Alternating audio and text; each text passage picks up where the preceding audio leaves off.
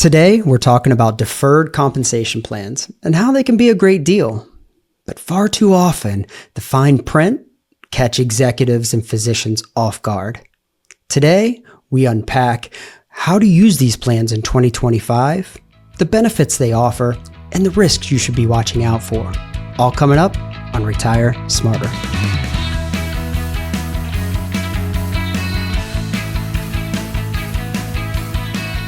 Welcome to another edition of Retire Smarter. I'm Walter Stroholt, alongside, as always, Tyler Emrick, a certified financial planner, as well as a chartered financial analyst, and of course, one of the wealth advisors at True Wealth Design, based in Northeast Ohio, but serving clients all across the country as well. And Tyler, good to be with you again this week, and a little bit of a different, is this a break from the big, beautiful bill conversations that we get to kind of step back a little bit here? It is a little bit of a break from the one big, beautiful bill. So we get talk a little bit about deferred compensation plans, but how's it going for you, Paul? Yeah, things are good. Just got done with travel to the beach, and then one day later traveled back to the East Coast to visit my grandparents and parents in Maine.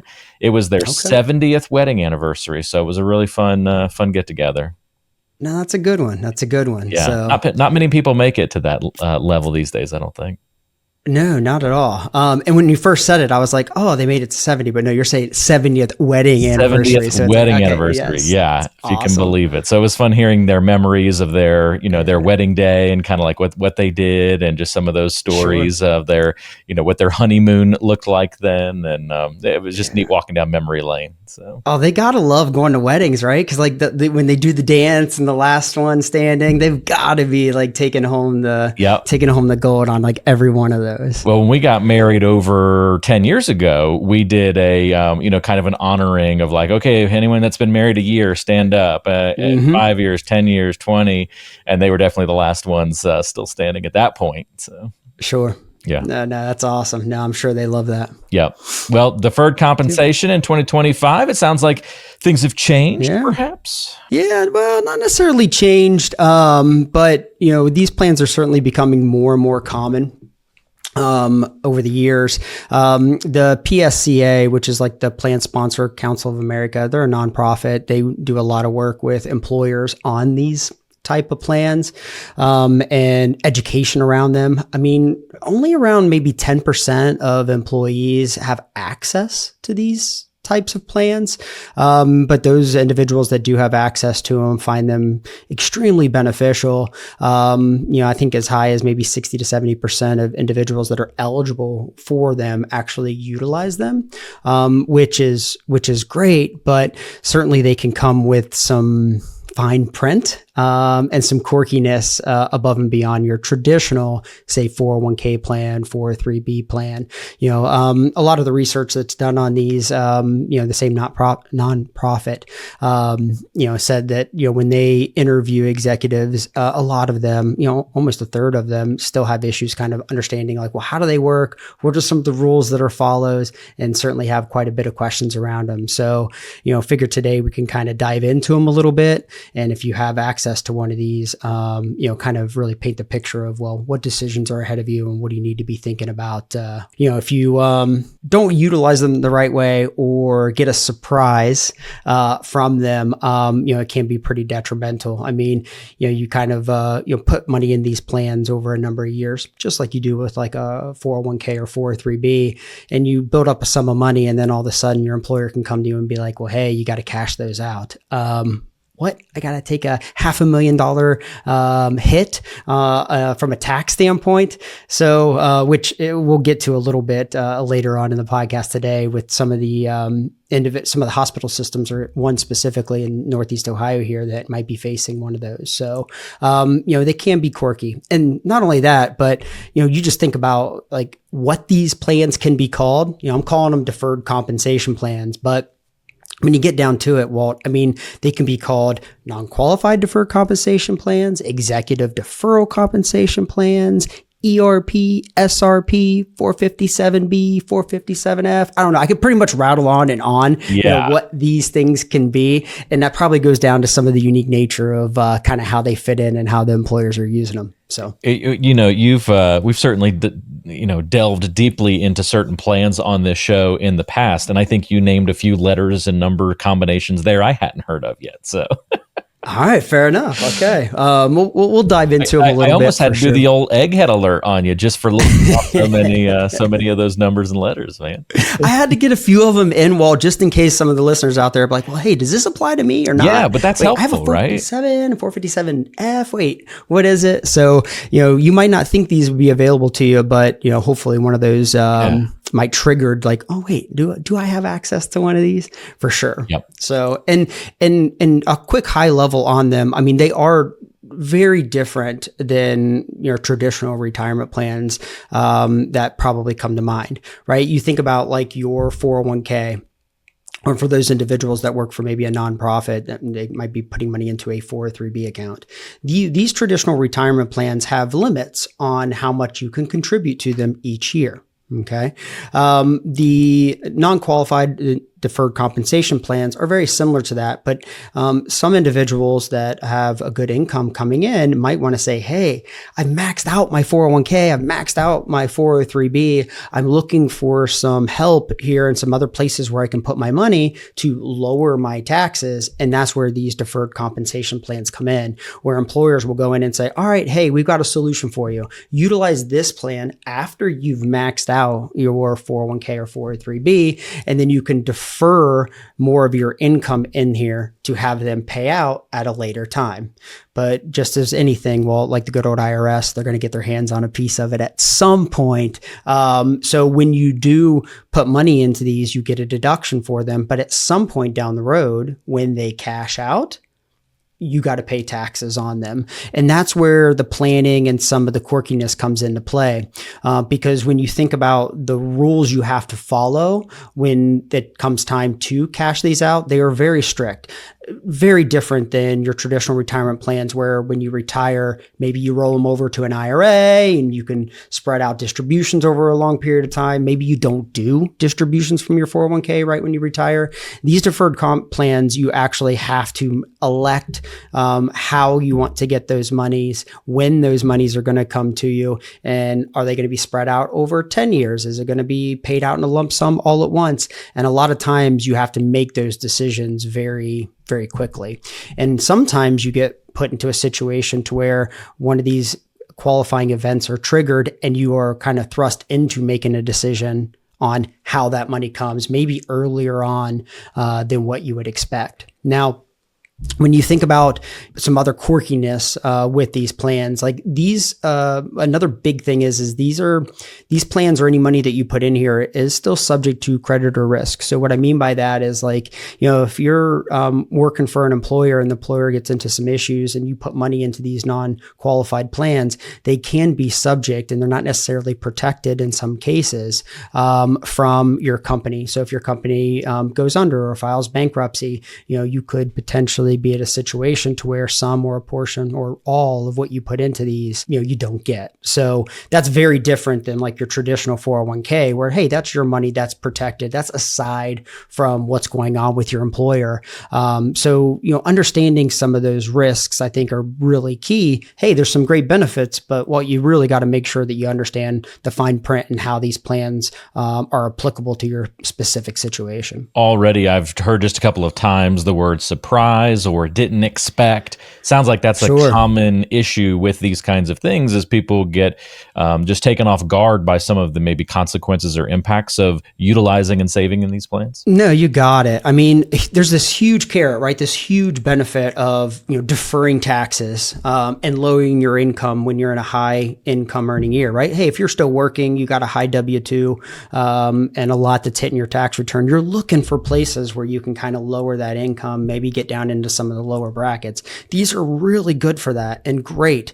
But on the flip side of it, to your point, these surprises can really come in and could potentially hurt you. And what I mean by that is like, so say, for example, I mentioned earlier in the podcast about a situation with one of the hospital systems here locally in Northeast Ohio, the Summa Healthcare. They were a nonprofit healthcare system, and they actually got bought out or are in the process of getting purchased by a PE firm, so private equity firm that would be running the hospital now. So the hospital is going to go from a non-profit to a for-profit company. There is a number of ramifications for that for the individuals that work for this hospital system. You know, you think about like student loan forgiveness and some of those rules. That's a big deal. But also, you know, these 457 plans or these non-qualified plans are very, very big in the healthcare industry. So a lot of physicians use them.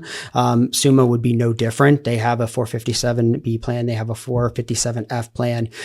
So you think about a transition like that it was out of the control of the individuals that work for this particular hospital system, but now they're going to be thrust into eventually likely going to have to make a decision on these plans, because when you change ownership like that, these plans have rules that they potentially have to follow, and it could, trigger a payout event to where these physicians who were working for the hospital system in probably their high income earning years are going to have a decision to make to say, hey, over the last 10 years, I've been putting in, a boatload of money into these accounts. I've got $500,000 in here. And on this transition, now I'm going to likely have to make a decision on, what do I want to do with that money? I still got 10 years to go before retirement. I'm going to be in a high tax bracket. Do I want that money to be cashed out and be added on top of my already high income?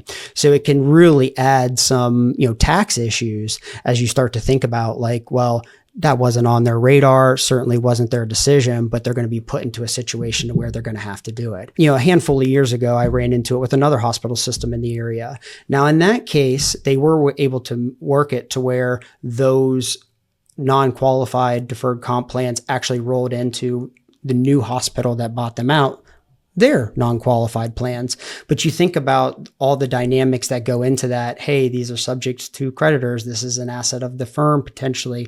Now you're going to a whole new hospital system. Are you comfortable with their financial situation and some of those risks that might come into play? So a lot to digest and a lot to think about. But these unplanned payouts, whether it be by the firm or the hospital system that you work for, can kind of put you into a situation where you're all right, scrambling.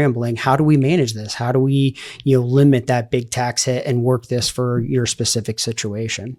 Now, sometimes, Walt, this situation is, kind of in your court, right? Or the ball is in your court to where maybe you are switching and changing jobs, and you go work for another employer or another hospital system or whatever the case may be. Well, a lot of times when you do that, what happens is these plans then, hey, that's that triggering event. Now you are going to have to make a decision on these plans. A lot of times they will not roll over to that new employer, and you're going to have to make a decision. Well, hey, do you want all this money sent to you in a check? It's all taxable. Do you want to spread out over 5 years, 10 years? And you're really kind of put in a situation where you got to make some pretty big decisions on what could be a pretty large pot of money that you've built up over the years.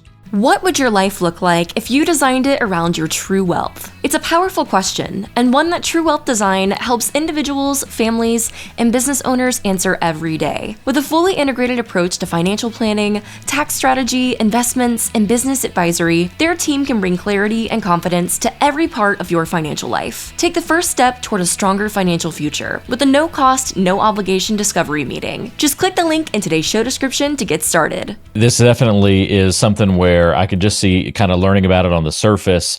This is denser than your typical, planning process or understanding your 401k or your 403b. And this is just kind of taking it to that next level of understanding these nuances and all the complications that come out of it. So I don't know, Sure. if you've been careful in your other planning, it's time to perk the ears up even more when you're going through something like this, it sounds like.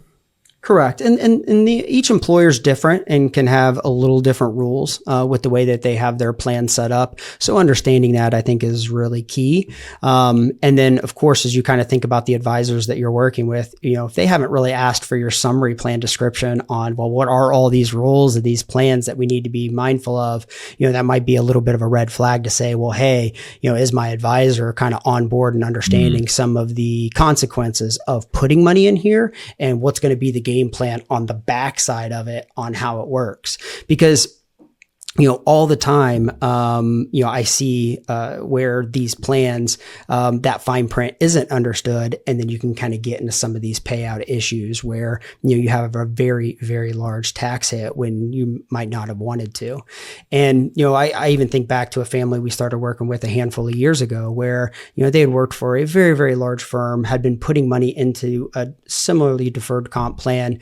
They left that firm and, went working for somewhere else. And that plan had some quirkiness to where the money could stay in there. You had to say how you wanted it to be paid out when you left, but then you also had a choice to change that election. But there were certain timeframes and rules that you needed to follow to make sure that, well, hey, if you had this set to pay out in a couple years, but yet you changed your mind. Well, you actually had to make that election a year in advance. Or if you missed that window, well, then, hey, part of that plan would be cashed out. And in the family that I'm thinking of, they got into a situation where they missed one of those deadlines, and they had, a pretty sizable payout while they were still working. Whereas if we would have, or not we, but if they would have been, kind of ahead of the game there, they could have pushed that out and, maybe deferred some of that income later on down the road when they were retired. So, they're not the only one, right? We run into this all the time to where you do well at your firm, you do well at the hospital system, you have some of these kind of unique plans that are available to you, but you got to make sure that you truly understand some of the quirkiness and some of the rules that need to be followed. Yeah, we got to make sure we're crossing the T's and dotting the I's, and never more important than in these kinds of moments. The consequences aren't, okay, you're not going to retire successfully necessarily, but the consequences sound like you could be leaving thousands, tens of thousands, maybe even more on the table if you don't do this properly. Sure. I mean, you think about, having an extra $100,000 hit your tax return when you are in a top bracket compared to being retired and maybe in a lower bracket. I mean, the delta on that tax, might be 10, 12%. I mean, whatever the case may be, certainly can be higher than that. And if you make that mistake a few years in a row. Yes. Right. And sometimes if you make that mistake or you miss some of these deadlines, well, you're locked in and it could have ramifications for multiple years as they pay out over a specific time period. So being mindful of this can be extremely important. And right in our backyard here in Northeast Ohio, we're running into it, and we run into it a lot with most every hospital system, or at least the big ones here in Northeast Ohio, are offering these types of plans. So understanding the ins and outs of them is a huge value add, especially here locally, as we kind of think about it. Yeah, absolutely. So I know you guys are always looking at any of these things that pop up and looking for opportunities. And so it's not just how can we avoid the mistake, but then how can we make the most of the opportunities that are on the table? So where does your mind go to start kind of navigating these waters even further? Correct. Yeah, I think some of the biggest planning opportunities are going to come around, this idea of income coordination or tax bracket management. We talk a lot about it with our retirees. When you head into retirement, having a good understanding of, well, how high do you want your income to be? And, hey, we got to hit all these goals. We got to hit spending goals. We got to do certain things, but maybe we want your income to go up higher or be lower for whatever reason. The tax legislation that we've been talking about over the last 2 episodes certainly have started to change some of that. But, as you think about these deferred comp plans, that can be another wrinkle in here as well, right? So you start thinking about the coordination, while you're working. Well, how much do you want to defer in these plans? What is your income target? We don't want to be in a situation to where you start putting more money into these deferred comp plans, but that takes you down into a tax bracket to where, well, hey, maybe we want to pay taxes there. Maybe your tax bracket is going to go up down the road. And if we start deferring income into these plans that have these rules that we need to follow, and we're saving money at 22%, a federal bracket, but in retirement, we think you're going to be in 24% bracket. Well, hey, that doesn't necessarily jiving or making a whole lot of sense. How can we maybe pair that with a Roth conversion or, whatever the case may be. So I think while you're working, it still goes back to that income management. And well, hey, are we looking to save money in taxes? Are we looking to add money in taxes? As you kind of make that transition and you start heading into retirement and you got to make a decision on, well, hey, I've got to decide how I want to take this money and how do I want it to be paid out? Well, now it comes into, well, do we take a large distribution from one of these accounts early in retirement and maybe pair it with a gifting strategy, like a donor advised fund? We call that the bunching strategy. So think of it more simply as just, hey, am I going to have a year where I have a bunch of itemized deductions where I'm going to be able to take my income down really low? And then if I get a distribution from one of these deferred comp plans, well, maybe it doesn't hurt me as much, right? So you kind of think about the selection on how I'm going to get this money and how many years is it going to be paid out? Well, can we time it with some of these other tax planning strategies to help make sure that we mitigate the tax hit or manage how much of it hits in a particular tax bracket? Too. So I think the income coordination and the income management of it, not only in retirement, but while working, I think is really key. Going back to that holistic financial planning, right? Well, like why we always kind of say, well, hey, we got to have some type of plan in place. We got to have some type of understanding of, what the next, X number of years look like. So that way we can make better decisions in the now. I think it's just more amplified with a plan like this that has the fine print that, well, hey, we might have to make an election or be thrust into a situation where we didn't want, but how do we manage that in the most clear and effective way? Well, I looked ahead and I see your final point on our outline here, Tyler, is TALS, the return of tax aware long short. Yes, absolutely. So we talked about, I think the big planning opportunity being this income coordination, tax bracket management, how does the plan get utilized? So, I think the other big area of opportunity here is, well, how can we use our investment portfolio to potentially help offset, some of that negative tax hit or some of this extra income that we need to manage around? Yeah. And the tax aware long short strategies, TALS, that Kevin did, a wonderful job over. I think we did 3 podcasts, maybe 4 podcasts. If you haven't checked that out, definitely go back to it. It's a great series. We'll link to it in the description. Yeah. Well, and these type of strategies have really, just as we kind of thought of, really gained some steam. I mean, I think the assets, in strategies like TALS have grown substantially just this year. I think going from just under 10 billion to up over 31 billion with one of the asset managers that we work with. So, it's really catching fire and certainly becoming a very good opportunity, for individuals in situations that they're expecting, a high income payout or having some tax issues. So, I mean, that goes right in line with these deferred comp plans, right? Well, and thinking about, well, hey, how am I going to mitigate that big tax hit in a particular year? Now, traditionally, you think about your portfolio, the tax code, how it's written has made it, very hard, with your traditional investments to write off losses from your portfolio against ordinary income. Okay. Normally they cap those losses at 3,000 per year that you can use to offset, other parts of income inside your portfolio. But, you look at the TAL strategy and basically utilizing it in a way where we can harvest some tax losses. And I say harvest tax losses. Remember, we're not investing to lose money. I think that's very key. Obviously we're still tracking benchmarks and we're still, very much geared towards performance and strategies like this. But with the way those strategies are implemented, we're able to harvest losses, from your investment portfolio.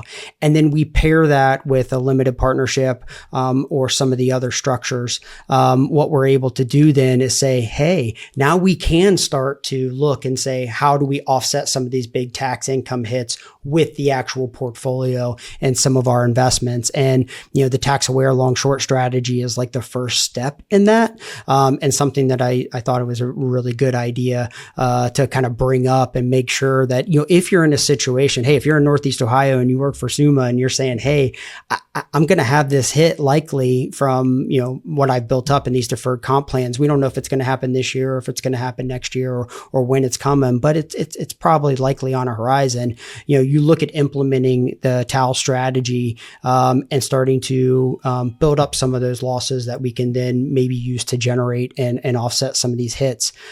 This is a huge opportunity. I mean, we could go from, hey, being able to write off a few $1,000 against ordinary income to upwards of, $500,000, 600,000 in certain circumstances. So a huge opportunity. I think it comes back to the, again, integrated approach and having a good understanding of like, well, hey, what's my financial situation? I got my investments. I've got what I've tried to accomplish. Now I got to worry about taxes too. And just making sure that, everyone's kind of talking together and those strategies are aligned. And as I think about deferred comp plans, I think it's just more and more amplified from there. Well, there is just a little bit of a difference between about $3,000 and $500,000 in that flexibility. That write-off opportunity. Yes, absolutely. Yeah. TALs is a fascinating strategy, and I know you and Kevin and the team at True Wealth Design have covered that in depth on those previous episodes, and it's something that's drawn a lot of interest from your clients and folks looking to work with you guys. So definitely check out those prior episodes, link in the description of today's show. Warning, it was before, if you're watching this on YouTube,